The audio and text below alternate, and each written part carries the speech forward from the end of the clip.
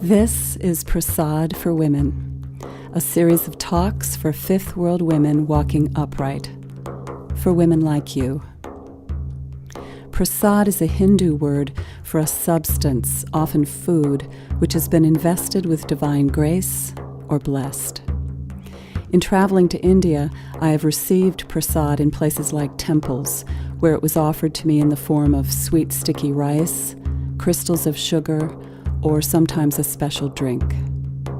The food had been blessed by a priest, a holy person, or a revered teacher, and it's believed that this blessing passes on to the person who receives the food. I have come to believe that women are the prasad of our times.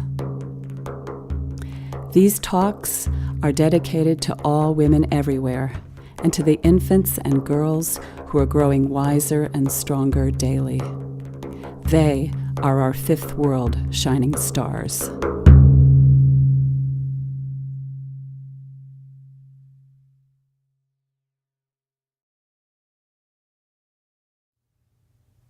Hello, my name is Debra Roberts, and I want to welcome you to this third talk in the Prasad for Women series. I want to talk about fear as a treasured guest in our lives. Of all the subjects I felt guided to talk about in this series, this one began as my least favorite. It was definitely on the radar, but lowest on my totem pole in terms of interest. As I've made my way through pulling my thoughts together on this subject, and then I guess more importantly getting out of the way of my thinking, I realized that my interest started to really ignite. What I really noticed was that some of my very own resistance to facing some of my own fears reared its head in this process, waiting there to help keep this talk authentic, which is my deepest commitment to you, come what may. It's been a deeply higgledy-piggledy time for me as I have invited fear to my table once again to take a closer look. So we are in good, true company here together as fifth world women, you and I. This talk is also dedicated to one of the most inspiring women I know, Corey Saraceni Moss, whose beloved husband and my dear, dear friend, Rick Moss, passed away 2 days ago. Another remarkable man like Thomas Benyaka and Ted Williams. I pay tribute to Corey, who is a living embodiment of a fifth world woman walking upright. A woman who met the imminence of her husband's unexpected grave illness, still using words like beautiful and deeply sacred. A woman who graciously welcomes her happiness, heartbreak, and fear, all as treasured guests at her table. We are all so fortunate to be walking in these times together.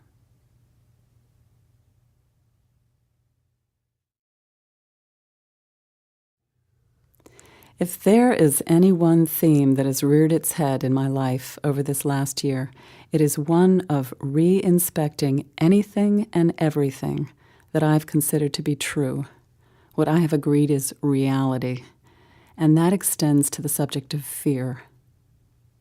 In this post-9/11 world, where the word terrorist has become much more of a household word, where the stories in our media, both real and imagined, are so frequently overwhelming some days, how do we actually take care of this table, this earth, that is ours to take care of as fifth world women?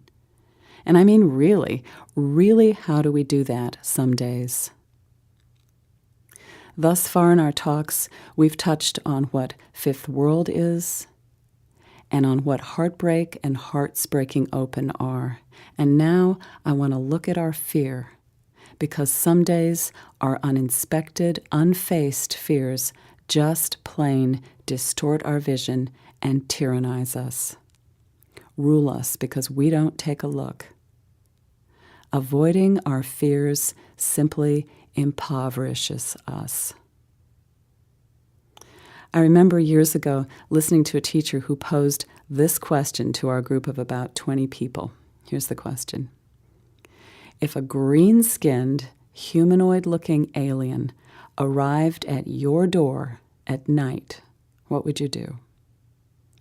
And in a room full of intelligent, pretty loving people, most answered something along the lines of, shoot it, kill it, blast it to smithereens, shout threatening things at it through the letterbox, scream at it to go away, spray mace, call the police.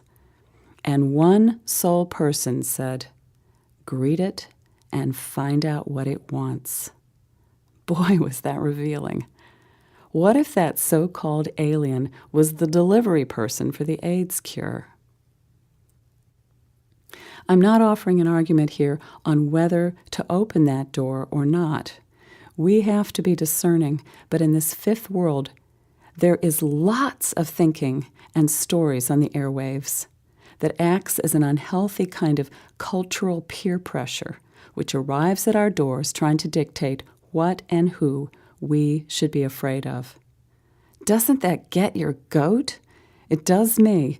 If we choose, and it is a choice, if we choose to not inspect our fears, then we buy into untruth, stories, old thinking, lies, snore, snore, been there, done that. This is fifth world, and we are women taking a real look. So, a fear arises in us. What do? How about first treating fear as a messenger rather than the message, as the guy holding the note rather than the piece of paper itself? Messenger, message, two different entities. Do you recall that saying, don't shoot the messenger? Well, what if, rather than avoiding our fears, we paid them the respect they're due as invaluable mail carriers, not as random snipers out to do us harm, but as Federal Express delivery people? Do we respect the life of the messenger enough to let it do its job? To present us with a message that when we look at it, tells us something of value that might even save our life? Or turns out to be smoke in the wind, or blarney, or a long-cherished lie that dissolves with the light of our inspection and maybe saves our life that way? I believe that all life energies need to be acknowledged and will clamor in some form or fashion for our attention if we're not in right relationship with them. As my husband Joe says, everything likes to have a job. In school, were you ever one of the ones that didn't get chosen for a sports team? Or did you ever find yourself outside of a clique that you fancied being part of? Or ever had a person, especially someone who said they loved you, who just cut you out of their lives? None of that feels good. It's my experience that we can't turn around and do those same things to our fears, because they are not faint of heart, and they will convey their message by hook or by crook, with either deep lifelong patience or sometimes no patience at all. Let them do the job they came to do. Fear is a messenger.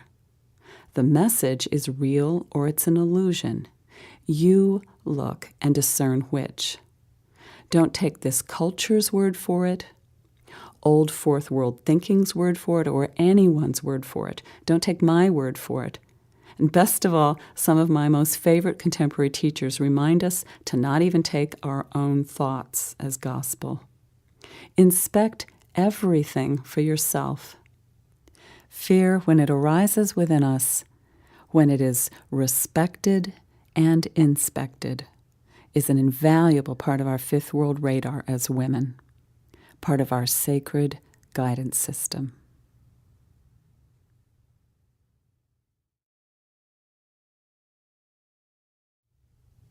In this 6th decade of my life, I guess I've lived long enough to feel deeply grateful to be able to recognize some of the different kinds of fear that have arrived on my shore over time.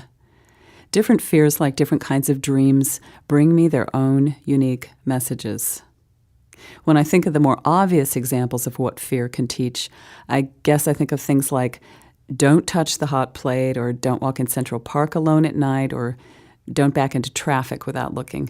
These seem pretty easy schmeezy and uncontroversial. I'm particularly interested in 2 other fears that have become my trusted, albeit uncomfy at times, occasional companions. This is particularly what I want to share with you. The first is a fear that unmistakably arises and tells me I am on track and heading in the right direction, especially a creative direction that has real juice and potency, and especially something that really stirs my soul. Let me give you an example. I've always been involved with the arts, and over the years I've come to discover that my best ideas that result in my most satisfying projects often result from ideas that follow me and even sometimes stalk me over time. Ideas that come into my head as thoughts, then enter my dream time and just don't go away. I feel the rise of my interest, my curiosity, excitement, vision, my passion, and I commit to doing it. And somewhere after that commitment that involves people, time, and resources, especially money, after the elation of that first flush of falling in love with a project, can come a dark night of the soul, a particular kind of a fear that appears in my life from time to time. After years of wrestling with it and resisting it, I finally really took a look. And this fear revealed to me in impeccable messenger style that this indeed was the right direction to be walking in my life. I've come to know this particular fear so well in myself that when it arises, usually in the middle of the night, all gussied up with anxiety or overwhelm, I've come to know it so well that I meet it as a messenger that's come to tell me I am indeed in the right place, right time. This is not a hot plate. This is not Central Park at night. This is my life, my beautiful life. And the messenger then fades away, leaving me with a deep sense of being sacredly on track. This is a fear worth coming to know, worth looking out for, because it has my best interests at heart in its weird old way. I can feel its presence sometimes by what feels like fear plus expansion rather than fear plus contraction. Does that make sense? You'll have to play with this yourself, but there will be recognizable aspects and rhythms to your fears if you're willing to abide with them and honestly inspect what's in front of you as best you can. Listening to my body also keeps me on track with my fear. It's such an impeccable source of wisdom for us as women in this 5th world. Let me share another example with you.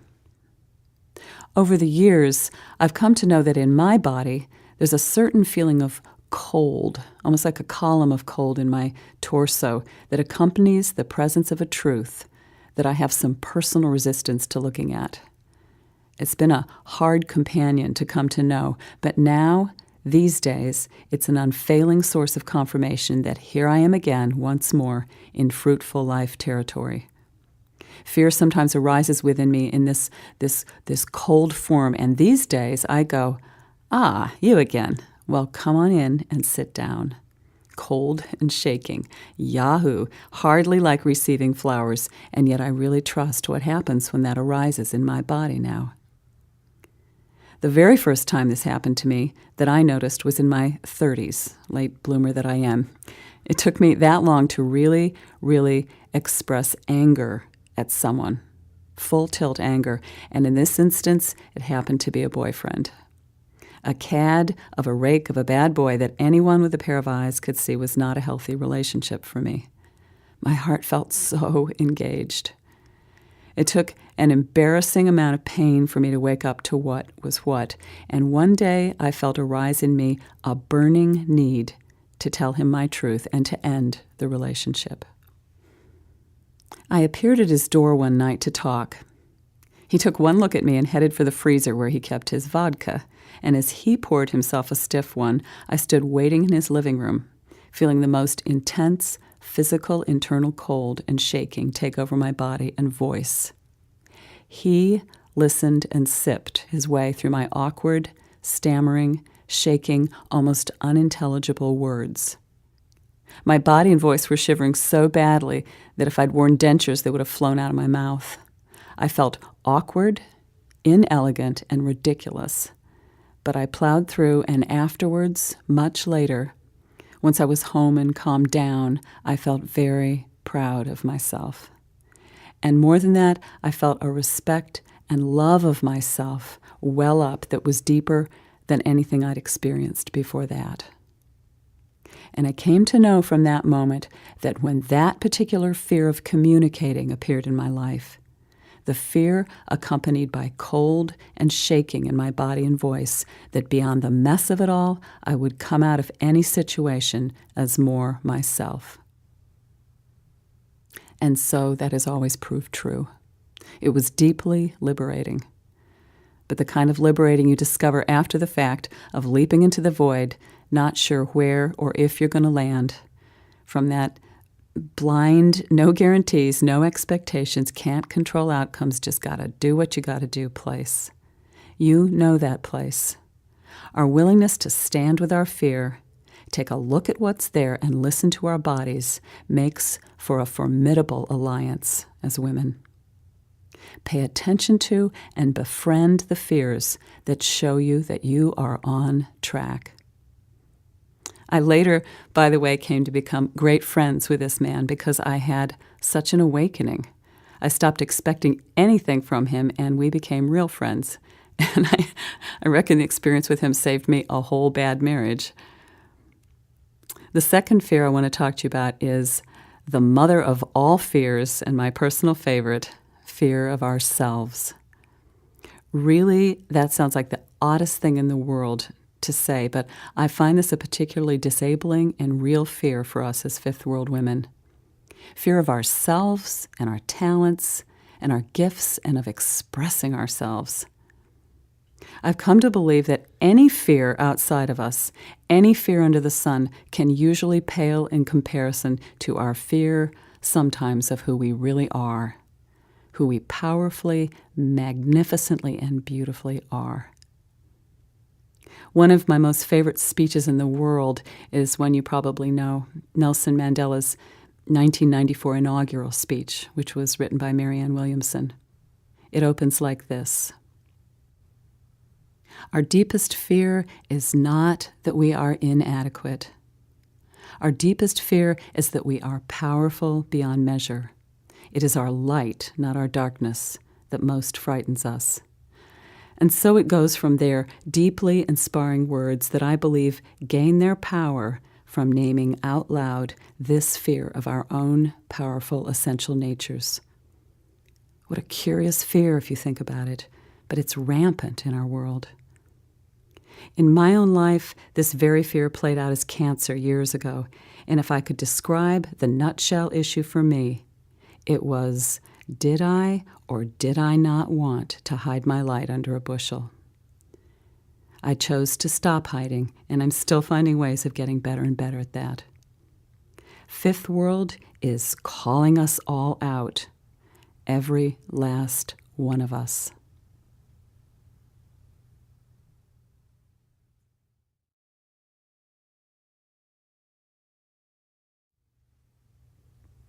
One of the themes of Fifth World life that endlessly fascinates me is what I call the alliance of strange bedfellows, the less likely human collaborations. Environmental organizations and corporations, for instance, being on the same side of something that is both good for the earth and makes money. One of the many remarkable talents that beloved Rick Moss had was the ability to translate good environmental policy into genuinely good savings for people in terms of dollars and cents. He could even break things down to savings per household per month, a conversation that put environmentalists, conservative corporations, brokers, lay people, all of us on the same interested side of the human fence. I saw this with my own eyes repeatedly. He didn't fear any part of his audience, and it was a joy to experience that. Choosing or not choosing to be in relationship with our fears can clear or cloud our vision of who is standing right in front of us at any given moment. We can stay fearful or distant or superior or lonely or fragmented and blind to each other, or we can take the opportunity of the actual connection that's waiting to manifest as some potentially creative and beneficial collaboration right in front of us. Strange bedfellows, are you ready for that? Am I? Yes, in this fifth world, I believe we are. One of my neighbors I had once was one of the scariest men at first sight that ever a woman could behold. I'm not kidding. He was tall and nearly toothless, sort of like a giant, a little bit like Shrek, actually, and he was covered with tattoos that clearly expressed some views that I found insulting. We came into a relationship over a dog that we both loved, and I stepped past my initial fear of him and my judgment of him, and we developed what became a very affectionate friendship. We found our right relationship through co-parenting a dog. One of the great things about strange bedfellow alliances is that neither party can fall back completely on what they know into the full unthinking habit of relationship. You come to draw on what you know and also on what you don't know. A blend that creates a new reality, a different solution, and something that can actually meet the day. This kind of thing's happened across human history. We get past our prejudices, our thinking, and bam, there's this incredible solution or person on our horizon, enriching us in a way that was never before possible. I believe that Fifth World is chock full of this opportunity, and that it's part of what's particularly exciting about living right now. It's in the Fifth World air. Look around. Why not use our creativity and our courage this way? If we can't move through our sorrows, our hurts, our grieving, our unforgiving, unhealed places, and our fears, then we live with impaired vision. And why do we need good vision? So that we can see when the possibility of a strange bedfellow alliance that is right in front of us can be the very thing that takes care of the table, this earth that's in our care. Years ago, when I was living in Plymouth, England, I had a counseling practice for a while. And many of my clients were people older than I was who'd lived through World War II as children or young adults. Plymouth was bombed to the point almost beyond recognition in that war. It was astonishing to me that most of the clients I had hearkened back to that war as the highest time in their lives, despite the terrific danger and suffering and incredible loss of life of those years. People banded together, and the sense of community was tremendous. And I can't tell you the number of stories people shared with me about the unlikely human collaborations, the strange bedfellow friendships and alliances that emerged to take care of life, shelter, children, finding and sharing food, and even inventing wacky entertainment in the dark in bomb shelters. That connection diminished with so-called peacetime, and many people regretted their less open, more fear-based post-war lives. Our invitation as Fifth World women is to face our fears now and to not wait for life to bring more cataclysmic events to motivate our willingness to reach out to each other. Let me tell you about some little acts of courage, because really that is so much what life is, the seemingly little bitty steps we can all take daily. I so believe that often the little stuff is really the big stuff. One friend of mine faced her fear of military men, which was a really deep, abiding fear, and found herself on a job with a boss who had spent years in the military. He also ended up catalyzing a great and beneficial change in her life. Another friend of mine in Australia created a life skills program that she offered in a maximum security men's prison, a program that was enormously successful and helped the well-being of many of the inmates there. She chose to continue to offer this program for years beyond an incident that happened to her when one inmate nearly raped her and incited a riot around her. A wild child of the 60s amongst convicted felons. Talk about strange bedfellows. Another friend of mine is a very successful poet who chose to take on a gig at a school in a southern county that's had a really notoriously racist history. A place where even now it would be inadvisable for her to drive in some parts of that county by herself at night. She's African American. Her time in that school was potent and deeply successful. It was a healing, brave, and real offering on her part, and a choice. And more recently, on a lighter note, another friend of mine has created a wonderful regional women's magazine. She recently felt that a proposed ad by a major car company in the magazine did not reflect women in their best light. Rather than dig her heels in and take a stance about men or business or car dealerships, all of which are minefields of fear-based old tricky thought forms readily floating around out there, instead she worked out a new ad that they gave her carte blanche to do, and this newer picture of happy women pouring out of one of their cars is a win-win situation, and a small but very potent tribute to a different creative choice she made. Strange bedfellows. And as we face our fears as women, we are stepping into new alliances that are part of the only way I feel some of our fifth world problems are really going to be handled. Let it be that we love ourselves enough right now to be willing to do this.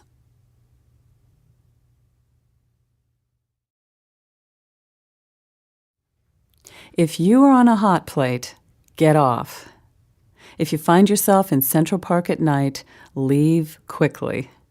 If you're in an abusive relationship, get out. And if you're addicted to drugs, get help. When I say have a look at your fears, I don't mean that lightly.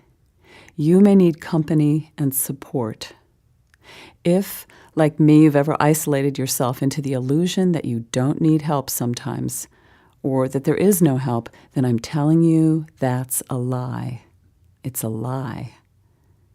If you need help in facing some fears or building your discernment about what is real fear and what isn't, get help from a friend, a family member, a professional, a pastor or a rabbi or sheikh or an AA counselor or an elder or someone.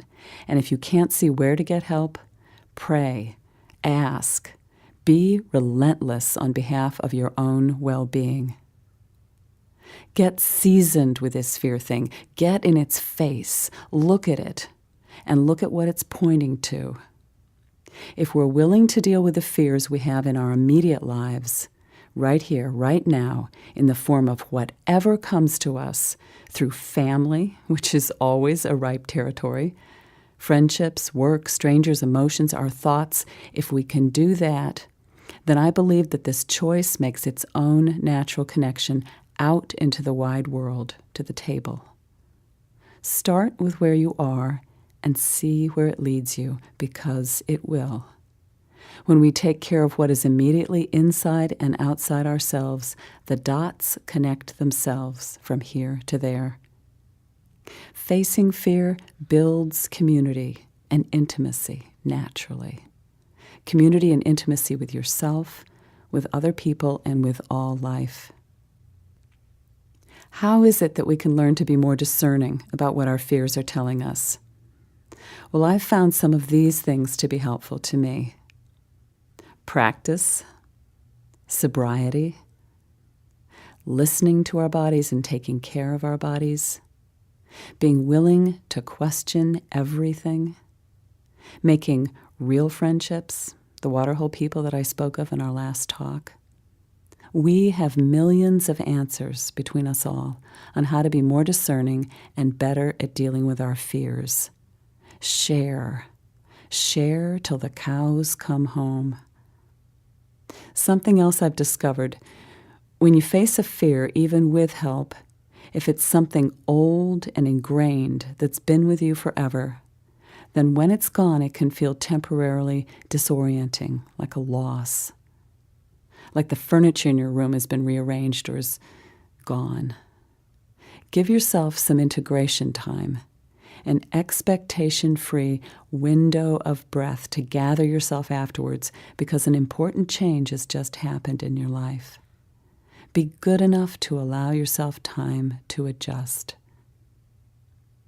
Be willing to look at your world, at our world. It's time. Have a good look.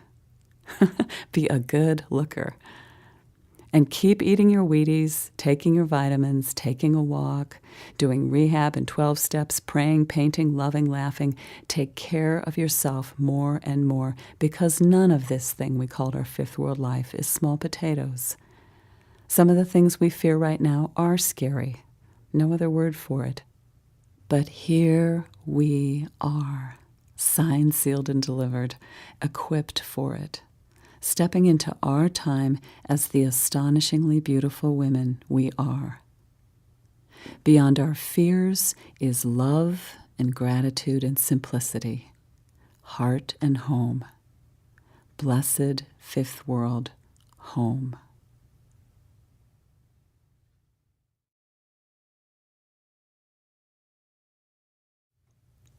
We all share the same breath.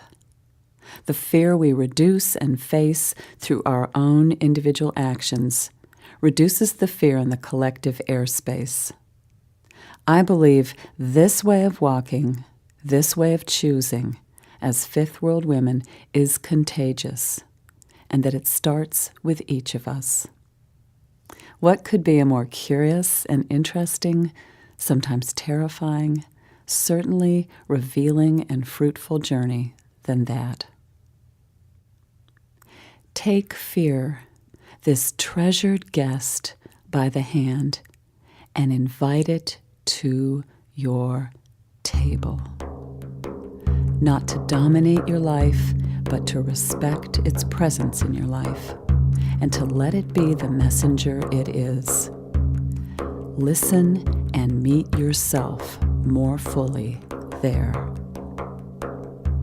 We do this for ourselves, and in so doing, we do it for the earth, this table, and we do it for our children, who, occupied, distracted, and immersed in modern culture, as they often are always, always watching. Let them see what we're doing and how we are making our way, because they're going to need to know. We are forever changed by our choice to be in intimate relationship with fear. We are forever changed by our deepening respect for our own process and lives. And we are made whole by experiencing intimate kinship with all aspects of life in this divine and harmonious universe.